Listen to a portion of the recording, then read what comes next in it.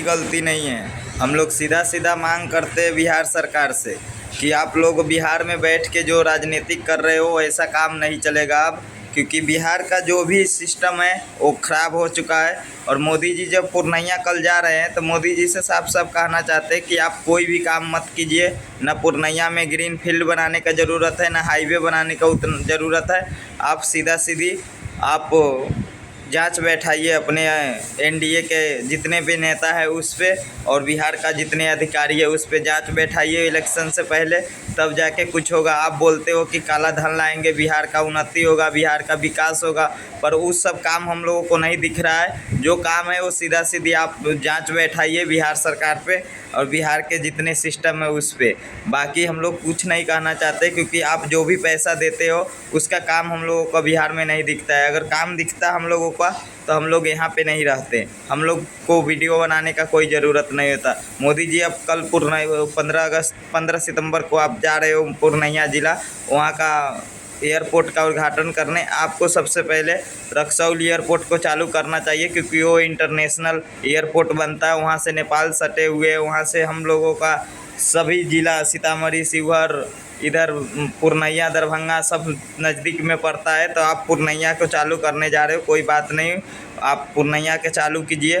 पर हम लोगों का कहना है कि आप पहले एयरपोर्ट का अगर ध्यान देना है तो रक्सौल एयरपोर्ट का काम कीजिए आप पहले, और उसके बाद सबसे पहले आप इलेक्शन से पहले अपने सिस्टम पे जांच बैठाइए। ऐसे गुमराह करके आप कितने बार वोट जीत चुके बिहार में। एनडीए का सरकार 3 बार बन चुका, भले इधर उधर करके थोड़ा बीच में ख़राब हुआ था, पर उसमें हम लोगों का कोई गलती नहीं। हम लोग एनडीए के ही वोट दिए थे। हम लोग इसलिए एनडीए से सवाल कर रहे हैं, बाकी विपक्ष से हमें कोई मतलब नहीं है। विपक्ष भी आप ही का मौसेरा भाई लगता है शायद, ऐसे ही देखने में लगता है बिहार का विपक्ष। चाहे पूरे देश में कहीं भी विपक्ष उस तरीके से काम नहीं करता है जैसे राजनीतिक में विपक्ष को काम करना चाहिए। क्योंकि आप लोग हो तो हम लोग हैं, हम लोग हैं तो आप लोग हो। आप लोग सिर्फ अपने स्वार्थ के लिए अगर सोचिएगा तो नेपाल जैसे देश बिहार में भी आने में कोई देरी नहीं लगेगा, क्योंकि वैसा स्थिति शायद हो ही गया है बिहार में। वहाँ का सारा यूरिया खाद नेपाल जा रहा है। आप ही का प्रदेश अध्यक्ष दिलीप जायसवाल जी, आप ही का विधायक उमाकांत सिंह जी है जो चनपटिया से विधायक है। आवाज़ मनीष काश्यप इतना वीडियो बना रहे हैं भाई, फिर भी आप लोगों को नहीं दिख रहा है। वो ट्रैक्टर भरा हुआ खाद गोदाम में उतरता है, गोदाम से किस जगह पे जाता है। जब बिहार के किसानों को खाद नहीं मिलता है, चनपटिया के लोगों को खाद नहीं मिलता है, मोतिहारी ज़िले वाले, सीतामढ़ी वाले, शिवहर वाले को तो साफ खादे नहीं मिलता है। 600 रुपये के बोरा भी नहीं मिलता है, जो आप 265-270 रुपये के बोरा का दाम आप लोग बोलते हो है। तो फिर वो सब खाद नेपाल से सटे हुए ज़िला है जितना, वो सब नेपाल में खाद चला जाता है। तो इस कमी किसका है? हम लोगों का कमी नहीं है उसमें, आप लोगों का कमी, आपका अधिकारी का कमी है। तो आप अगर थोड़ा भी बिहार का तरक्की चाहते हो, देखना चाहते हो, देश को अगर 20 में सबसे आगे ले जाना है, सबसे पहले आप लोगों को अभी बहुत सारा काम करना है। उत्तर प्रदेश, बिहार, झारखंड, उड़ीसा, जितना भी उधर का साइड है, बंगाल, ये सब कहाँ, माने कि ये सब कब आगे बढ़ने देगा देश के देश को? कभी भी नहीं। क्योंकि देश में अगर 5-10 राज्य ऐसे गरीबी हालत में रहेगा तो क्या 20 गुरु बनने से क्या फ़ायदा होगा? कुछ भी फ़ायदा नहीं होगा। आप लोग अपने स्टडी पे काम करते नहीं हो, दूसरे को बोलते हो कि फेस्ट, मतलब कि 20 गुरु बनेगा देश 2047 में। 2047 में कैसे बनेगा? कुछ नहीं बनेगा। जैसे चल रहा है ढोंग के तरह, ढोंग रच के देश में राजनीतिक हो रहा है, तो ढोंगे रच के काम भी हो रहा होगा ना। आप लोग तो ढोंगे रच रहे हो इतने दिन से, तो ऐसे नहीं चलेगा। आप लोगों का फ़र्ज बनता था कि नहीं, सबको एक लेखा देखना चाहिए। आज बिहार के मजदूर एक खाने के लिए तरस रहा है, आप लोग हो तो नेता का बच्चे गुलछारा उड़ा रहे हैं। उसको पैसा कहाँ से आते हैं?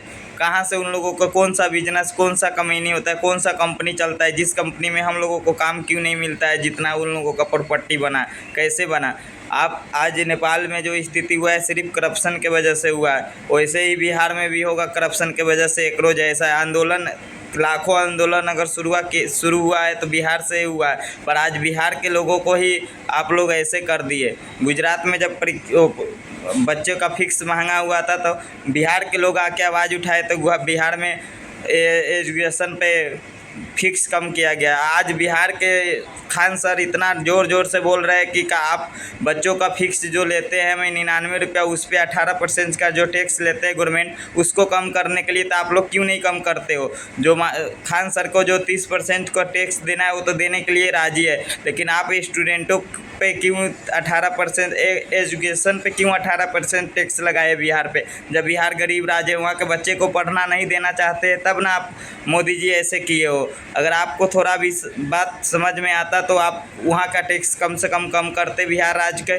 चाहे जो भी राज्य देश में गरीब है उस सब राज्य को भी कम से कम ये एजुकेशन पे तो आप टैक्स फ्री कर सकते थे, कम कर सकते थे।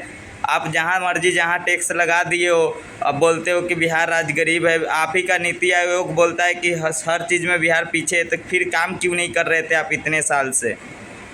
थैंक यू, सभी को धन्यवाद मेरा वीडियो देखने के लिए। जो लोग भी मेरा बात समझे प्लीज़ लाइक कमेंट कीजिएगा, वीडियो को शेयर ज़रूर कीजिएगा और नेताओं सबके पास भेजिए जिनका नेता ऐश बेटा ऐश कर रहा है नेताओं सबका, और बाकी गरीब का बच्चे ऐसे मजदूरी करने के लिए दूसरे राज्य में भटक रहे हैं।